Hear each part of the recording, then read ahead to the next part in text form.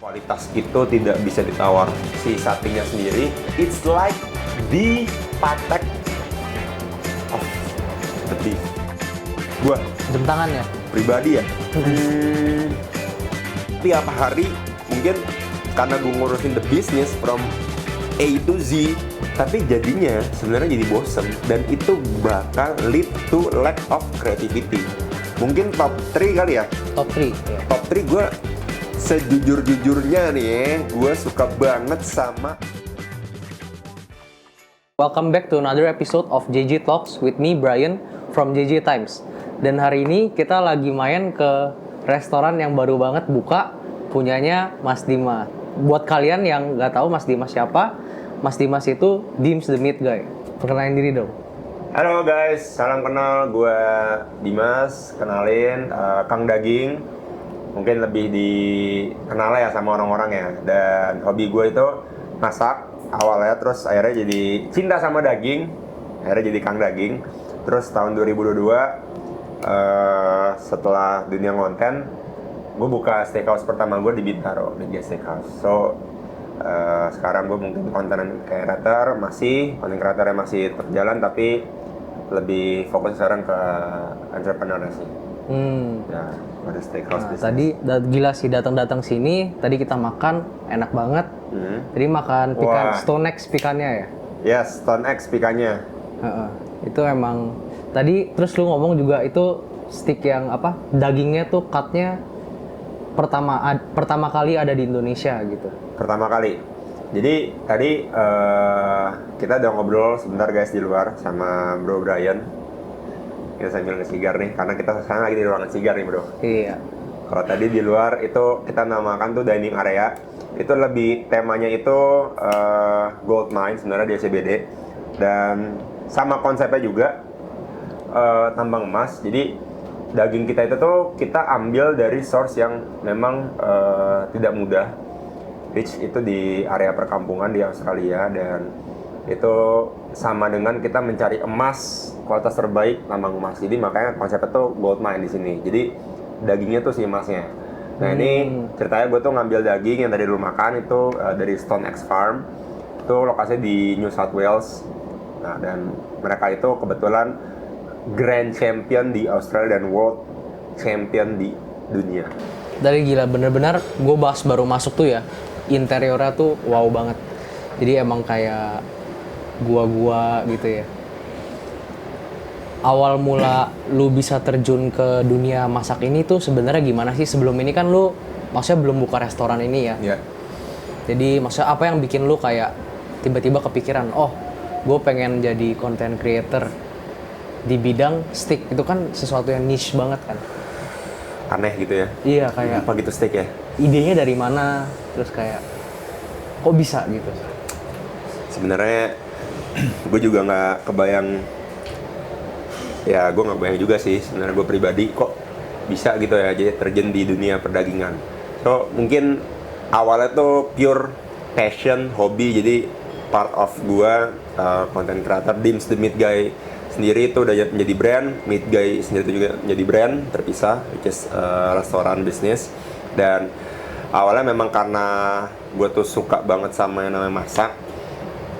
Singkat cerita, gue tuh pernah waktu itu exchange ke Jerman, dan di sana gue berkesempatan untuk kerja di salah satu restoran di sana. Dulu itu restorannya tuh sebenarnya restoran Italia, jadi realnya tuh dulu gue tuh pasta guy mungkin ya. Jadi gue selama setahun tuh gue kerja di sana, gue bikin pasta. Ada mungkin lebih dari jutaan pasta mungkin kali ya gue serve ke tamu-tamu. Terus gue juga bisa buat pizza dulu. Cuman ketika gue udah balik, akhirnya hobi itu tuh tetap melekat di gue. Nah cuman lucunya tuh pas sebelum COVID tuh gue tertarik banget sama daging bro.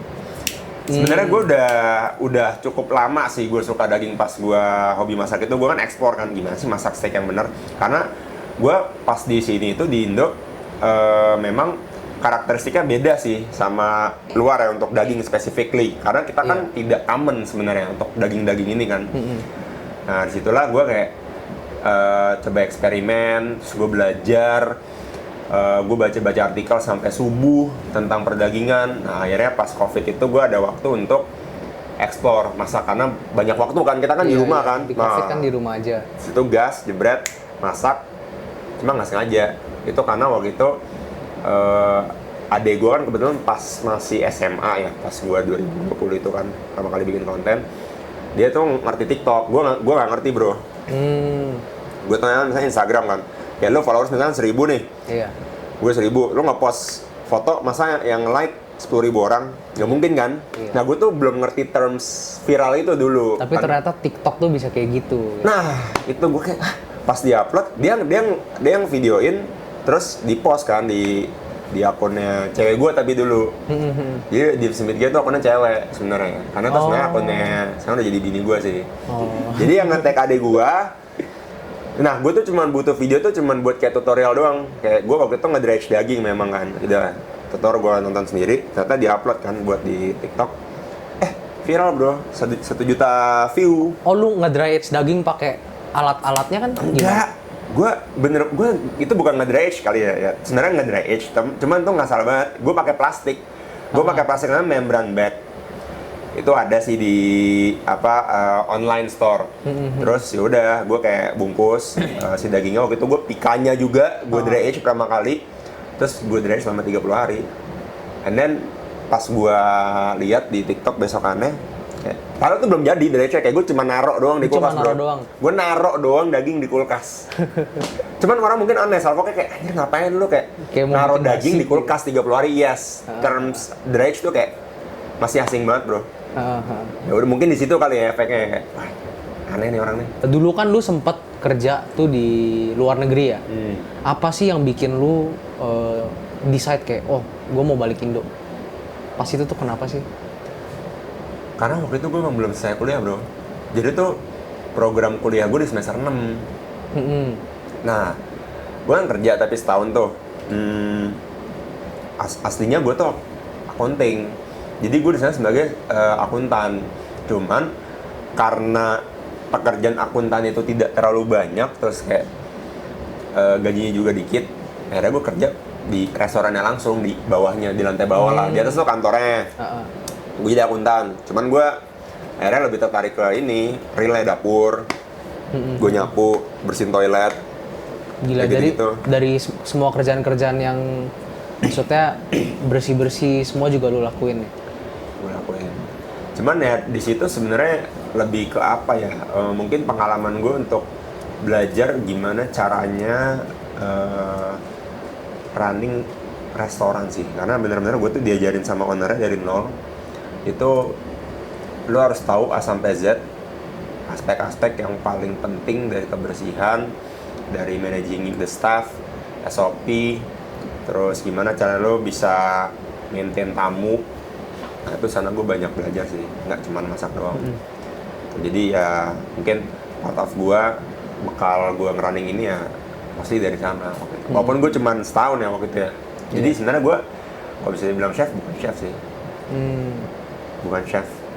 Chef itu kan harus ada kayak gelar gitu. Harus ada gelarnya gitu kan. Yeah. Lu sebenarnya emang suka masak aja gitu. Gue hobi masak aja, hobi ngedaging sih jatuhnya ya. Iya. Apalagi pas Covid tuh bener-bener banyak waktu, jadi hampir setiap hari gue masak steak. Setiap hari.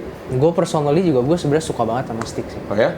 Jadi gue emang suka makan daging yang tebel-tebel gitu loh. Yang kayak kalau lu kunyah tuh, lu makannya pakai garam doang. Jadi lu jangan pakai kayak mushroom sauce atau apa gitu kan. Lu, serius bro? Iya.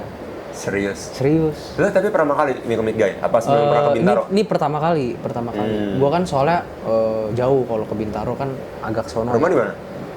Gue di daerah Gajah Mada situ. Jauh ya? Iya, lumayan jauh. Oh makanya pertama kali kesini? Pertama kali kesini. Dekat juga? Iya. Oh berarti lu suka masak sebenarnya? Jadi dulu tuh gue emang daging, sekolahnya di specifically daging. Dulu gue juga kuliah di Aussie. Di mana ya bro? Di Sydney, UNSW. Oke. Nah, masa-masa dulu itu gue demen banget, gue beli steak. Terus gue emang panggang-panggang, masak sendiri di rumah. Oh. Gitu. Iya. Jadi gue emang suka lah gitu. Oke, ekspor si daging ini. Iya.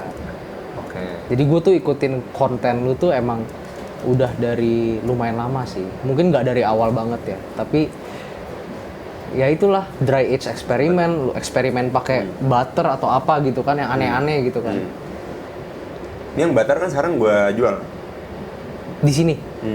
Oh. Ini butter kita jadi mix, bukan cuman butter. Jadi karena itu salah satu eksperimen yang paling berhasil ya menurut gue ya, karena dari segi texture and flavor tuh balance dia, not too much, tapi funky-nya tuh masih ada di sana. Terus gue mikir ini biar di enhance lagi untuk flavor wise tuh dikasih apa, jadi selain kasih butter gue infuse pakai telo juga bro, jadi gue campur butter sama telo. Makanya sekarang signature kita di sini tuh butter telo dry age tapi 45 days standarnya, bukan 30 days. Jadi sini kita minimum 45 karena kita coating. Itu tujuannya sebenarnya buat nge-retain the juice, jadi lo nggak terlalu oxidize juga dagingnya. Biasanya kan kalau dry age kan dia kayak ada warna memar kayak jadi hitam gitu, Kayak bahkan walaupun udah ada lo potong kan. pellicle-nya gitu kan. Nah, pellicle-nya itu kan oke, luarnya kan Harus gelap. dipotong Iya, harus di trim kan, itu kan Harus keras. di-trim, ya. Tapi dalamnya tuh juga jadi oxidize dalam daging lo. Itu nggak bagus, jadi ketika dimasak ntar warnanya jadi bakal gelap. Nah ini gua lapisin si butter telo supaya dia masih merah dan dia nggak terlalu dry. Biasanya kalau dry age kan dry age, memang dry eksteriornya, tapi kadang interiornya tuh dalamnya lo makan kadang juga bisa jadi dry. Iya. Nah itu challenge-nya di situ. Nah that's why nih gue invent this teknik ini nih specifically 45 days buat nyiptain itu flavornya. Nah, di 2022 kan lu decide nih akhirnya bikin Meat Guys Steakhouse yang di Bintaro cabang pertama ya.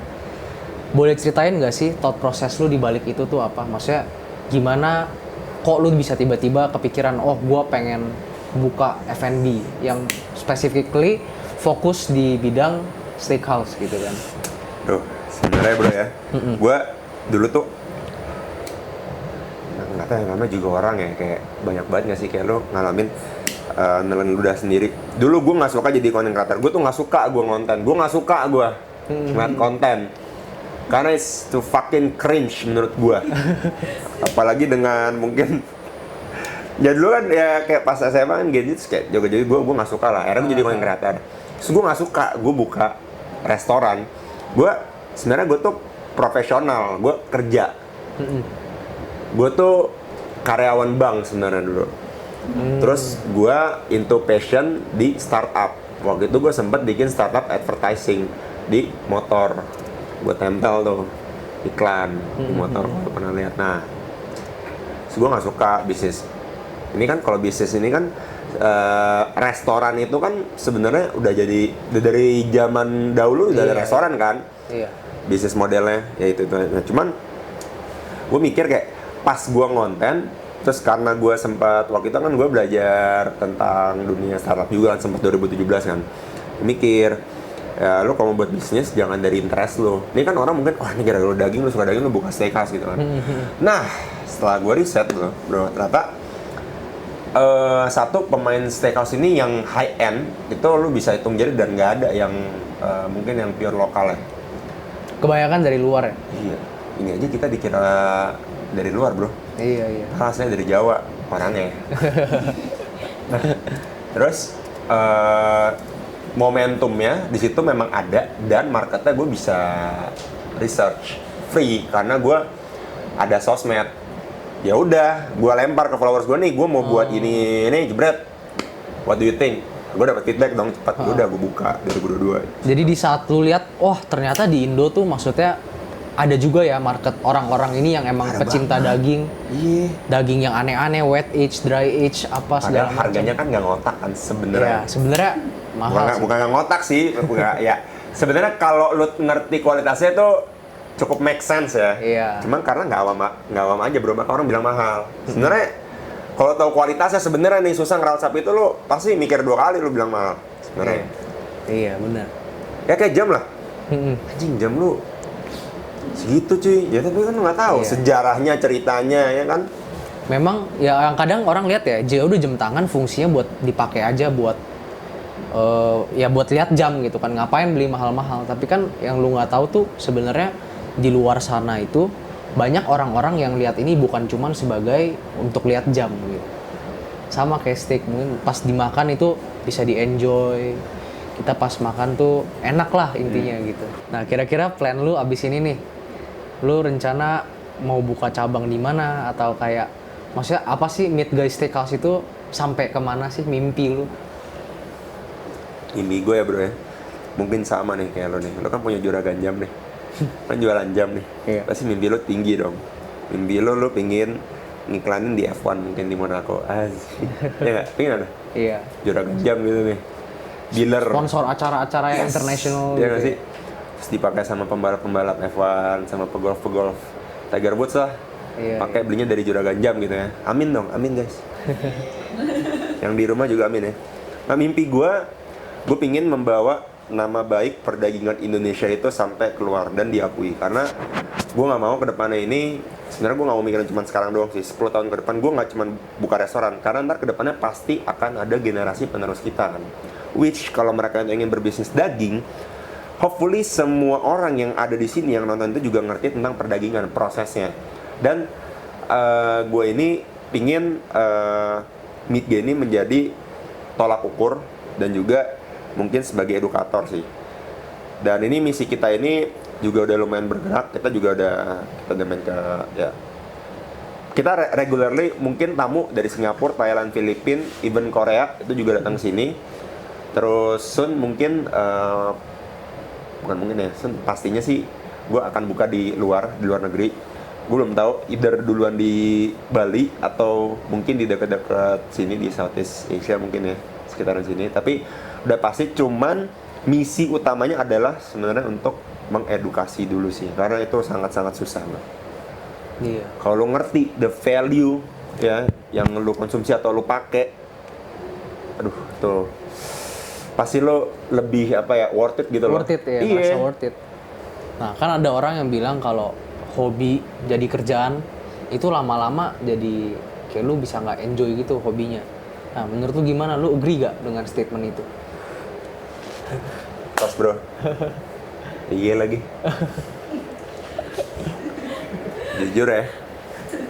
Jujur ya, sebenarnya kalau gue di sini kan bukan kadang sih, setiap hari mungkin karena gue ngurusin the business from A to Z, gue ngurusin di kantor gue juga ada central kitchen, ada gudang.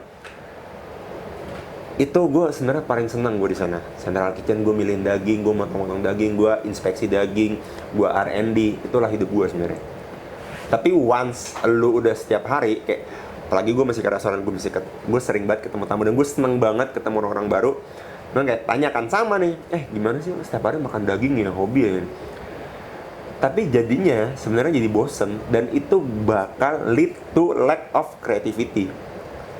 Which itu bener, waktu itu gue bener sering banget gue R&D dan gue makan daging terus. Dan pas gue ketemu tamu lagi Makan daging lagi. Iya bro, misalkan lu punya klub nih, lu pasti mesti nemenin dong tamu lu. Lu temenin gue dong, Bri, masa gue ke tempat lu nggak ini gue minum, lambung kan?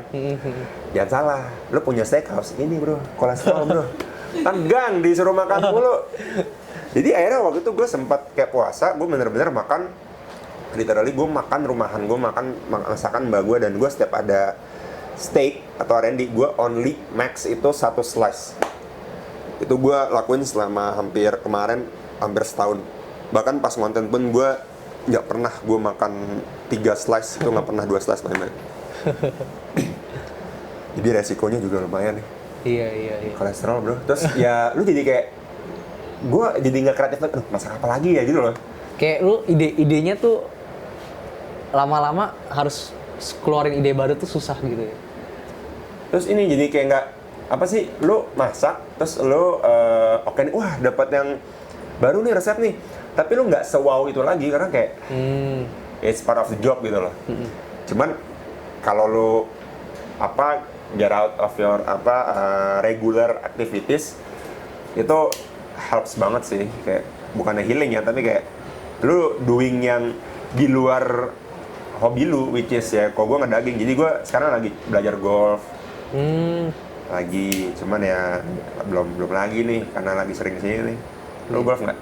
Gua jarang sih, Jarang. cuman ya Tapi lo bisa harus lah. golf nih. Iya, emang tiap kali gue ketemu orang tua atau ketemu orang-orang yang maksudnya senior gua gitu, mereka selalu bilang, lu harus main golf. Ya kan? Iya. Kalau Bro Dimas sendiri itu sebenarnya lebih enjoy spend money itu untuk beli luxury things atau kayak experience? Gue easy sih, gue experience sih gue. Experience banget. Iya, dulu pas gue kerja atau pas gue baru-baru mulai berkarir di dunia perdagangan 2020, gue mau yang serba luxury. Sebenarnya ini juga nih berhubungan nih, karena iya. brandnya. Pasti lo tau kan kayak Hublot tuh kalau di pasaran brandnya seperti apa, Iya. Hublot seperti apa. Hublot itu kayak gimana ya? Jadi memang brandnya itu retailnya tuh tinggi, tapi mungkin kalau secondnya itu lebih jatuh lah harganya. Iya lagi. Iya. Makanya kalau maksudnya buat orang-orang yang misalkan contoh mau beli Hublot nih, berarti lebih cengli lu beli second gitu, ibaratnya kayak gitu. Gitu ya? Gitu. Gue baru belajar lagi ini sekarang. Iya. Tapi kan sebenarnya nggak apa-apa. Kan lu beli jam tangan kan lu nggak mikir dong anjing gue mau jual jam tangannya. Enggak sih gitu. sebenarnya. Iya, Untuk yang kau jam pertama apalagi ya? Iya, apalagi jam pertama itu kan maksudnya mungkin aja lu nggak bakal jual sampai lu mati, lu turunin ke anak lu gitu kan. Iya bener lagi. Makanya nih gue yang Hublot ini sebenarnya ini memorable banget karena memang gue kan suka banget mobil, gue suka banget jam. Kayak gue kalau punya rezeki lebih, gue sekali-sekali pampering myself, gue pengen beli apa yang gue inginin lah. Egois gue gitu kan. Gue emang udah ikutin brand ini Hublot udah lama. Nah,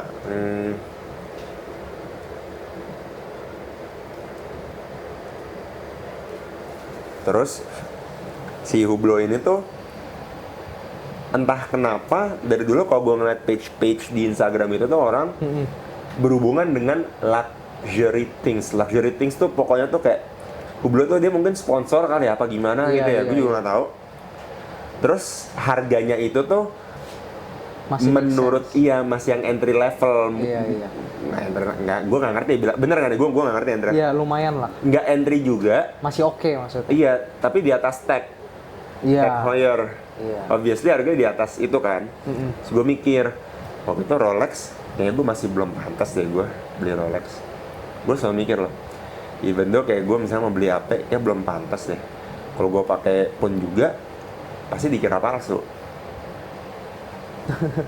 Iya loh bro, kayak kadang gue sempat mikir kayak, kok gue pakai nih, cuman ya udahlah. Terus gue kayak, gue pengen banget nih beli Hublot, cuma yaudah abis itu gue beli ini di toko. Di toko Mall. langsung di mall ya. Yes. Oh. Apa tuh yang bikin pas itu lu pengen beli?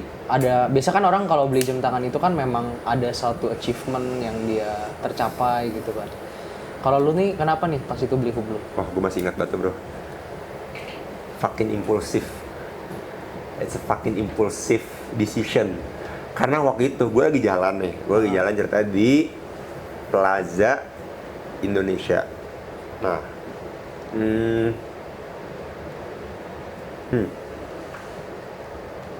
Kalau nggak salah, waktu itu tuh gue lagi makan doang tuh. Waktu itu sama bini gue sama temennya juga. Terus emang lagi ngomongin jam banget. Tiba-tiba gue ke toko jam situ. Gue emang udah mau niat beli, tapi tidak seniat itu. Terus gue kayak, gue sebenarnya nggak prioritasin itu dulu bro, karena waktu itu gue emang baru-baru nikah. Entah kenapa kayak, wah ini ada lebih, karena waktu itu kan mungkin ya pas lagi sering ngonten, terus beberapa brand udah masuk, ya oke lah, ada lah gitu kan. Terus coba deh, coba deh ke tokonya, siapa tahu ada nih yang ini nih. Iya. Ada ternyata. Harga berapa? Segini. Nggak boleh sebutin harga kan nih? Boleh aja sih. Ya seginilah. Kayak cepet deh waktu itu. Cepet 10. Tapi enggak lah, ruginya nggak baik-baik banget sih berarti. Lumayan sih. Ini kalau second mungkin ya, kalau kita jual ke customer mungkin 80-an. Masa? Masih bisa. 70-an, 80-an. Ini? masih bisa. Classic Fusion ukuran 42 kan itu. Iya. Segituan masih bisa. Oh ya? Iya. Gue terakhir ngecek tuh 70 loh. Iya, 70 kan mungkin harga pedagang nge-stop gitu ibaratnya. Kan lu jualnya bisa 70-an. 70-an sampai 80-an sebenarnya. Gitulah. Masih? Iya. Nggak jauh-jauh banget. Ini bener nih? Bener. Emang gue gak mau jual ya? Iya, jangan dijual. Ini ya alhamdulillah, maksudnya ternyata gak turun-turun Iya. banget. Ternyata nggak turun banget ya. Ya mungkin setelah dipakai gue nih ada sejarahnya bisa lebih mahal kali ya? Bisa bekas kan, dimsum guy bekas dimsum guy. Tapi kalau lu sendiri, lu tuh paling suka sih sebenarnya sama brand apa sih? Gue Jam tangan ya? pribadi ya?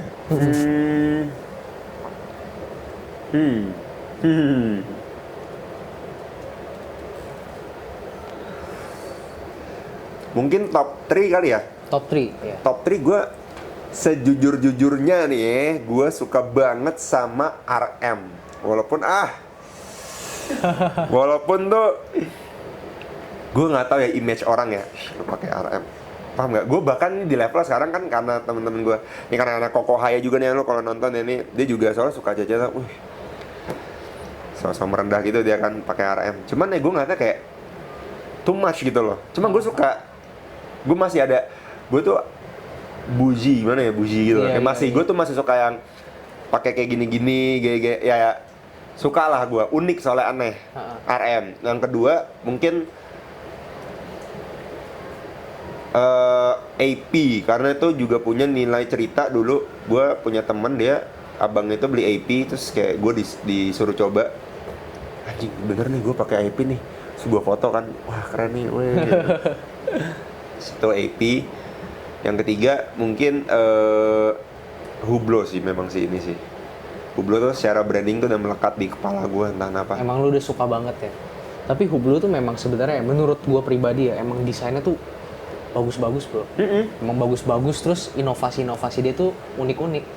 Kayak bahan jam tangannya, apanya, mesinnya gitu. Emang unik sih menurut. Dia kan ada yang ini juga kan, seri yang apa kayak Dia RM banyak kan? collab yang aneh-aneh. Kayak collab sama Nespresso. Oh ya? Pernah dengar gak lu? Belum. Jadi dia banyak limited edition tapi yang aneh-aneh gitu. Yang Itu unik. Nespresso berapaan bro? Retailnya sih tinggi banget. Berapa? Ya? Retailnya sih gue kurang Average? tahu ya. Average mungkin Di atas kalau berapa? yang limited sih mungkin bisa 300-an, 400-an gitu. Belum ya, segitu ya? Pokoknya kalau collab itu gila ya? Iya, cuman ya itu. Ya kan barangnya cuma ada berapa biji doang di dunia kan, ibaratnya gitu. Nah, sekarang lu sendiri nih lagi next ngincer jam apa lagi nih? Kan di sini udah ada Hublot nih. Nah, di sini juga udah ada Rolex nih. Next apa nih? Apa ya? Mungkin ini juga harus berkaca juga dengan kemampuan ya. Kemampuan ntar ke depannya mau beli apa. Sebenarnya nggak muluk-muluk sih. Gue pingin banget punya sebenarnya malah Patek. Patek ya? Gue suka AP, gue suka RM. Tapi kalau gue bisa punya Patek duluan, it would be nice sih. Karena AP itu memang gue suka, tapi mungkin itu akan jadi jam kesekian mungkin ya. Iya, Mungkin iya, ya. Gue ngerti. Karena memang banyak banget sih AP ya yang punya. Patek tuh kayak masih agak jarang. Bener, Terus kayak lebih eksklusif gitu. RM masih jauh. Jadi itu ntar lah kalau tiba-tiba ada yang mau endorse RM, gila loh.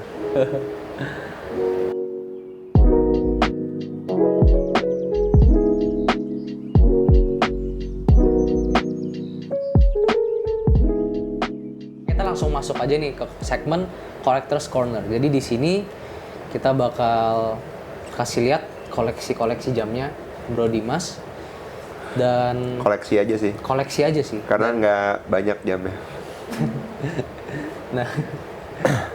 Nah, jadi ini untuk yang pertama ada Hublot Classic Fusion 42. Ya. Nah, jadi ini jamnya enteng banget ini pakainya. Lu tau gak sih, gue kan ada bikin konten nih ada Instagram Reels. Gue bilang, jadi kayak apa, battle gitu, which one do you pick, kayak jam A, jam B, jam C, jam D gitu kan. Oke. Terus terakhir gue tuh ada ngomong kayak gue tuh paling demen sama Hublot Classic Fusion. Siapa? Gua, Elunya? guanya, iya. Masa? Gue ngomong, Lu suka juga nih? nah tapi banyak yang hate. Jadi banyak yang komen, Tuh kan. gila masa lu lebih pilih brand A daripada ini sih, ini sama dari ini sih. Tapi kan gue sebenarnya punya alasan tersendiri. Jadi Gemini tuh enteng. Lu rasanya kayak nggak pakai jam kan? Yes. Enteng. Lu pakai sehari-hari enak, nggak takut baret, nggak takut apa. Hmm. Jadi kayak santai aja gitu. Terus masih apa ya? Bukannya humble sih. Tapi agak lumayan humble, cuma nggak humble banget, cuma lumayan humble karena nggak nggak terlalu yang apa kayak shiny terus kayak full stainless gitu.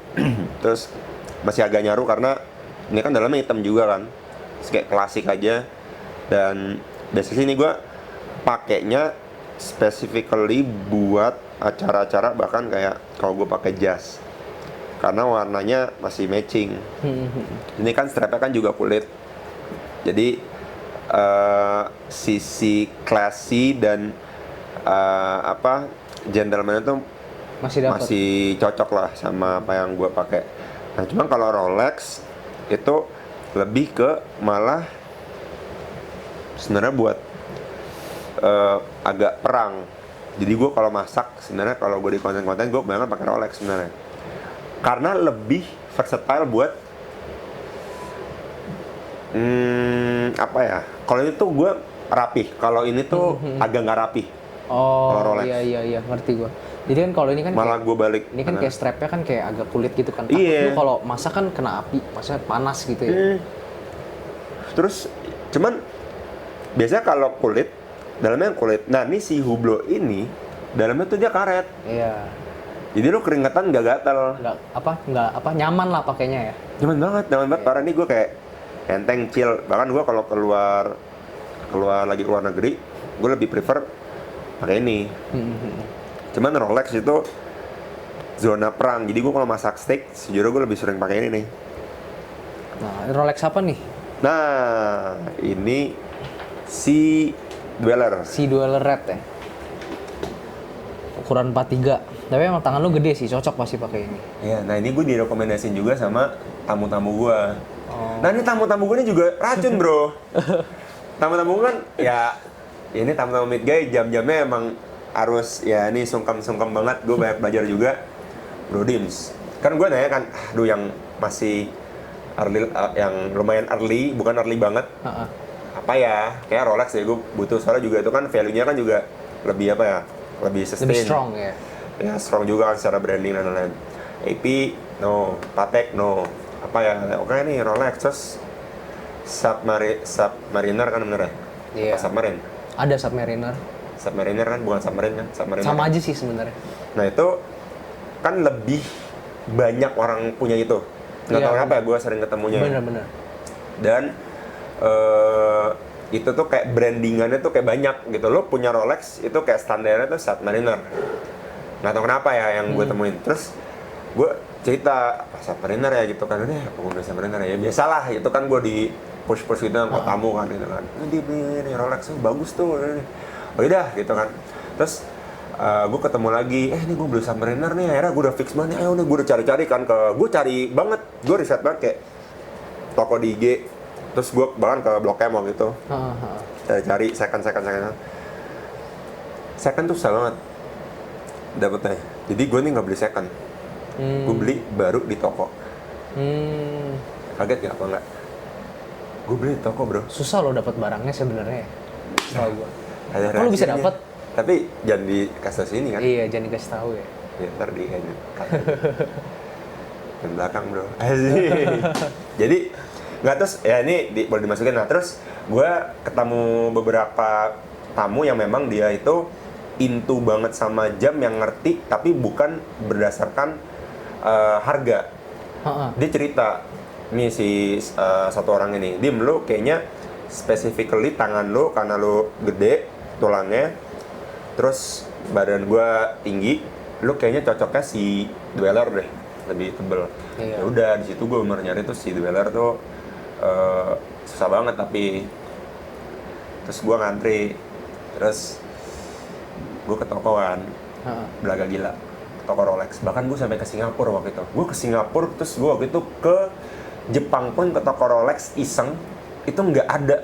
Iya. Kayak ini gue newbie banget ya, gue newbie banget soal jam, masih awal newbie banget. Gue baru tahu anjir ternyata di atas 100 juta, gue kaget banget kan. Nggak, di atas 200 bahkan kan. Iya, bahkan di atas 200. Bahkan di atas 200, terus gue kayak toko, sorry ini ada nggak, lu punya nggak barangnya di toko? Nggak ada bro. Itu gue tahun 2022, 23, itu gue ke toko manapun di Jepang, di Singapura, di Indonesia nggak ada. Di toko Rolexnya ya, terus yaudah gue toko Rolex ini di PI, itu gue belaga gilanya, yaudah deh saya ngantri, katanya kan gitu kan, oh ngantri, yaudah mas nih isi data, kan suruh isi data, oke nanti satu lagi dong, mau dingin ya? Boleh. Mau dingin. Air putih ya guys, bukan vodka. Terus akhirnya gue ngisi form di tahun 2022 awal tuh, gue masih ingat banget. Nah, tahun 2022 awal gue ngantri, 2023 awal gue datangin lagi, mas kok saya setahun nggak dikabar-kabarin, barangnya belum ada. Tapi sebenarnya udah ada. Setiap bulan sih ada, tapi sebelum nyampe toko itu udah punya orang dan nggak nyampe toko. Jadi tengah jalan tuh udah dikirim. One day, saya nah, silakan bro. Wah, ya. saya Erman. Wah, thank you. One day, terus gue pasrahkan. Anjir, ternyata sesusah itu ya. Habis itu gue memang pas lagi trip gue ke Jepang 2023 tuh, gue ada campaign mid exploration. Jadi gue kan karena gue udah punya steakhouse, gue jadi harus belajar tentang persapian kan. Akhirnya gue keluar gitu, gue pasti ke toko jam, ke Rolex itu. Wah gila, ternyata beneran nggak ada juga di luar kan. Terus akhirnya gue iseng lagi, kayak 2 bulan, 3 bulan kemudian gue ke toko Rolex itu, gue ngantri lagi. Mas, saya ngantri lagi dong mas, saya mau si jualan yang ini ya. Terus masnya memang ternyata yang pas gue datangin tuh kenal gue banget. Pas maksudnya kenal dari Fans gue. Fans lu. Hardcore. Dia dari generasi pertama pas gue nge-dry age si Pikanya itu bro, yang dari gue cerita tuh, yang diplastikin. Iya. Kan udah ngikutin mas tuh dari day one gitu. Wah ya mas, wah ya tahu dong ini kan. Iya tuh, wah saya dry age tuh, wah ini banget sih. Apa seru banget tuh pengalaman pertama. Terus mas, ntar cobain next time ini gitu kan. Terus gue ngantri, bulan depannya di WA, mas, pak, ini ada ya si dolarnya. Ya udah, gue di WA sebulan kemudian, pas gue bayar lagi sama orang yang itu. Ya udah deh, dapat gue retail price bro.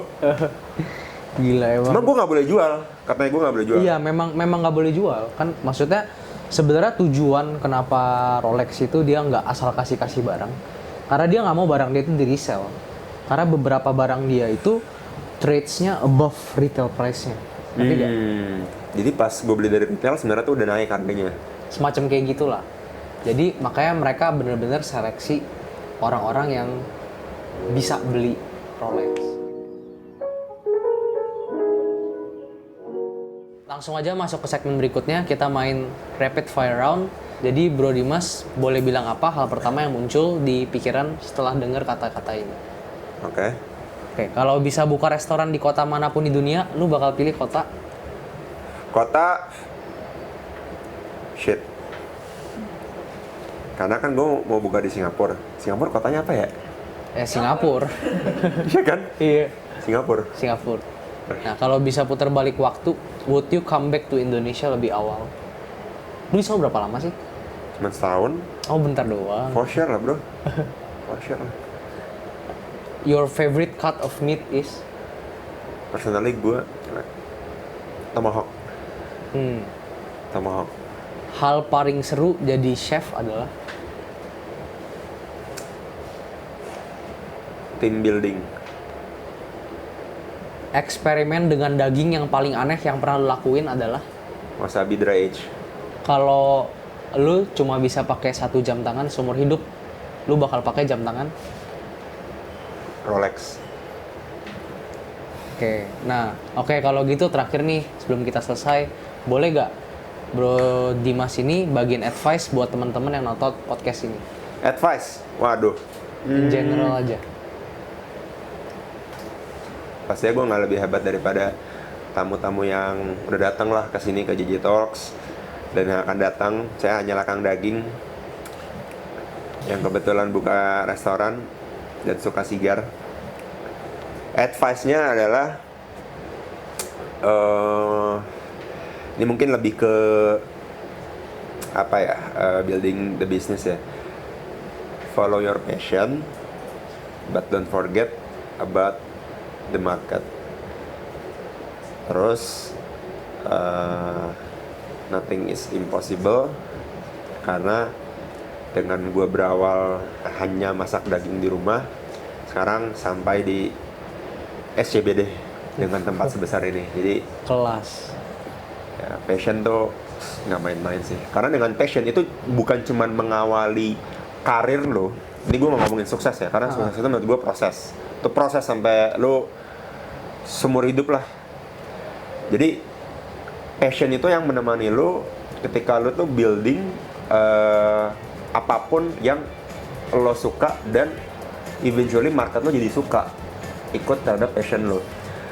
Contoh kayak misalkan gue, karena passion gue daging, gue sampai sekarang pun ini gue masih ingin discover jenis sapi, terus pakannya mereka, terus mungkin nanti kayak teknologi apa yang dikembangin di peternakannya, tuh gue pengen belajar lagi, karena consistency is the key untuk di dunia high end seperti ini ya.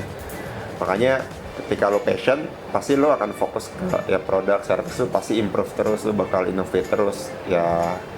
Pastinya dengan itu lo pasti jadi long last juga, karena kan ini kan kita kan bukan dunia yang ya cepat-cepat instan gitu loh. Walaupun memang mungkin dilihatnya kalau konten tuh memang mungkin cepat, cuman ya kalau lo passion tuh beda. Mungkin kalau gua nggak ada passion tuh gue cuman konten doang, gue terkenal, ada duit dah, that's it. Tapi gue nggak ada legacy. Nah di sini gue buat legasinya. Oke, thank you banget Kang Daging udah okein kita datang ke sini main, dikasih sigar. Pokoknya orangnya baik banget deh. Baik, Makasih banyak. Sukses terus ya bro ke depan. thank you Bro Brian, sukses buat JJ Talks dan Juragan Jam.